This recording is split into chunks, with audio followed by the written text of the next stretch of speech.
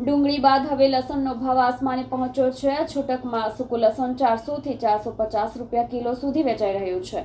સૂકા લસણના ભાવમાં વધારો થતાં ગૃહિણીઓનો બજેટ ખોરવાયું છે।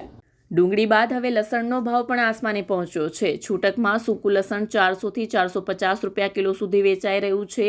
રસોઈમાં આગવું સ્થાન ધરાવતા લસણનો ભાવ એકાએક વધી જતાં ગૃહિણીઓનું પણ બજેટ ખોરવાયું છે।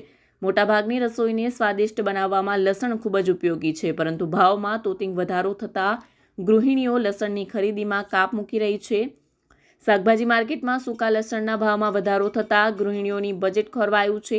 એપીએમસી માર્કેટમાં લસણના ભાવ જથ્થાબંધ 20 કેજીના 4000 થી 5600 સુધીનો જોવા મળ્યો છે। ભાવ વધારો થવાનું મુખ્ય કારણ વર્ષ પહેલા ખેડૂતોને પોષણક્ષમ ભાવ ન મળવાના કારણે ખેડૂતો સૂકા લસણની ખેતીથી હટીને બીજી ખેતી તરફ વળ્યા છે। ભાવમાં વધારો થતાં ગૃહિણીઓનું બજેટ પર અસર જોવા મળી છે। છૂટક માર્કેટના ગૃહિણીઓને 400 રૂપિયા કિલો, 450 રૂપિયા કિલો સૂકા લસણનો ભાવ જોવા મળ્યો છે। ગૃહિણીઓ દ્વારા સરકારને અપીલ કરવામાં આવી ભાવમાં પણ ઘટાડો કરવામાં આવે અને વેપારીઓ દ્વારા જણાવાયું હતું કે આવનારા સમય દરમિયાન ભાવમાં ઘટાડો થશે। બાઉભાઈ શેખ, શાકભાજી, કાંદા બટાકા અને સૂકા લસણના જથ્થાબંધ વેપારી, સરદાર માર્કેટ, સુરત।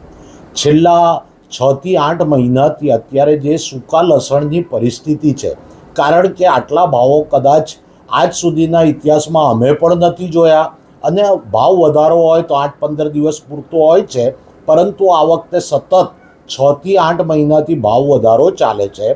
અને એ સૂકા લસણના ભાવ વધારાનું મેઇન કારણ એ છે કે ગયા વર્ષે ખેડૂતોને સૂકા લસણની કિંમત એમને મળી નહીં હતી, કારણ કે અમારા યાર્ડમાં 300 થી 500 રૂપિયા પ્રતિ 20 કિલોએ વેચાયેલું, એટલે આ ભાવોમાં ખેડૂતોને પોતાના ખર્ચા પણ નહીં નીકળે। આ કારણથી ખેડૂતો આની ખેતી તરફથી હટી બીજી ખેતી તરફ વળવાના કારણે અમારી માર્કેટમાં એની આવકમાં મોટા પાયે ઘટાડો થયો। એ કારણથી આજની તારીખમાં પણ અમારી માર્કેટમાં એમ સમજો કે 200 રૂપિયાથી લઈને 280 રૂપિયા પ્રતિ કિલો જથ્થાબંધ ભાવે વેચાય છે, અને એ છૂટક બજારોમાં પણ બજારો વધારે જશે।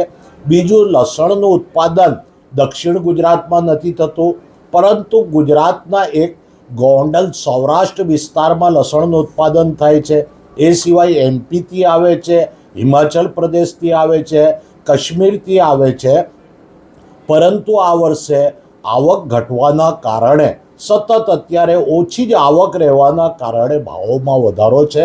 પરંતુ હવે વરસાદની સિઝન પૂરી થઈ છે, શિયાળો જામી ગયો છે, અને શિયાળામાં નવા લસણનું ઉત્પાદન મોટાભાગે ખેડૂતો અને વેપારીઓ બહાર કાઢતા હોય છે, અને એ લોકો માર્કેટોમાં ઠલવતા હોય છે। એટલે હવે આવનારા દિવસોમાં ધીરે ધીરે ભાવો અંકુશમાં આવશે એવી અમને આશા છે।